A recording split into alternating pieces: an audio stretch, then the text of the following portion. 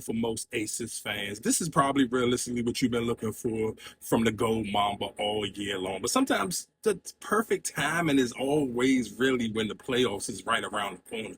This is the best time to make that late push, get your chemistry in order, and kind of show up at the stage's biggest moments. And I do think later on in the future, if you can ask a lot of WNBA players, I think these last 2 years when the league is getting more popular, I do think sometimes a little of their performances was more of a mental thing, where it's like I'm trying to overcompensate. I'm trying to do certain things that maybe wasn't flowing naturally with me because I was just overthinking things because I wanted to kind of show out for the bigger audience. But again, like I said, let's get right into it right now.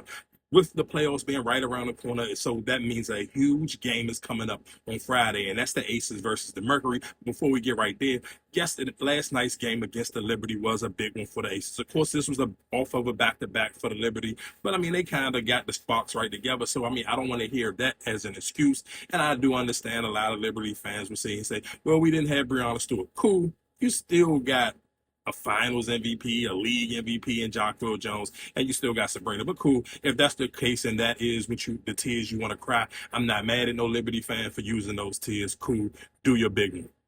But I ain't gonna lie to you.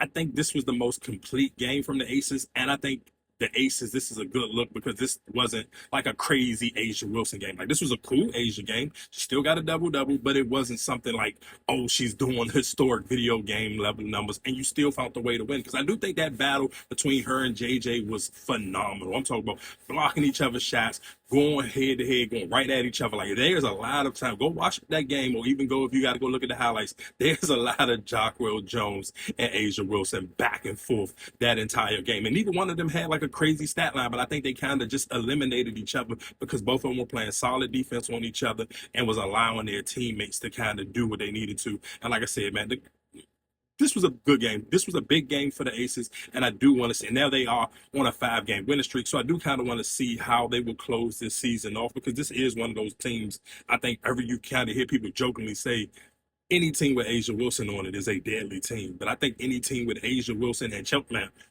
Chelsea Gray was shooting the level off that ball early and often. When you get that version of the Aces and Chelsea Gray's clicking, you're getting a great game from Jewell Loyd. And Jackie Young is going to be Jackie Young.